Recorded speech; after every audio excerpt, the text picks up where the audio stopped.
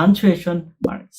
আপনি ইংরেজি লিখলেন কিন্তু আপনি লেখার কোথাও পাঞ্চুয়েশন মার্ক ব্যবহার করলেন না। কোথায় ফুল স্টপ হবে, কোথায় কমা হবে, কোথায় অ্যাপোস্ট্রফি হবে, কোথায় হাইফেন হবে, এই যে জিনিসগুলো আপনি ব্যবহার করলেন না, প্রাইমারি স্ট্রেস কোথায়, সেকেন্ডারি স্ট্রেস কোথায়, এগুলো যদি আপনি ব্যবহার না করেন তাহলে কাইন্ড অফ আপনার লেখা হচ্ছে ইনকমপ্লিট, এবং এই লেখা দিয়ে আমরা রাইটিং এ কখনোই ভালো স্কোর করতে পারবো না। আজকে খুবই গুরুত্বপূর্ণ একটা বিষয় ইংরেজি লেখার ক্ষেত্রে, সেটা হচ্ছে পাঞ্চুয়েশন মার্ক বা বিরাম চিহ্নের ব্যবহার, যেটাকে বাংলায় বলা হচ্ছে। সেটা আসলে না জানলেই নয়। আমরা ইংরেজি লেখার ক্ষেত্রে এই জায়গাতে অনেক ঝামেলা ফেস করে থাকি। তার সাথে আরো একটা অ্যাটাচড টপিক আছে, সেটা হচ্ছে ইউজ অফ ক্যাপিটাল লেটার। যে সকল জায়গায় ক্যাপিটাল লেটার বসাতে হয় তা হলো যে কোনো ব্যক্তির নাম যদি হয়, সেন্টেন্সের প্রথম ওয়ার্ড, তার প্রথম আলফাবেট, ধর্ম, বিশিষ্ট ব্যক্তি, ভিআইপি পার্সন, প্রসিদ্ধ স্থান, তার মানে ওয়েল নন প্লেস, দিন, মাস, কোনো নামের বা কোনো কিছুর সংক্ষেপণ, অ্যাক্রোনিম যদি হয় তাহলে সেটা ক্যাপিটাল লেটারে বসাতে হয়। যেমন রহিম, তার নামের যে আগে এটা আর, তারপর মিস্টারের ক্ষেত্রে, অ্যাক্রোনিমের ক্ষেত্রে, এমবিবিএস এর ক্ষেত্রে সবগুলা, সানডের ক্ষেত্রে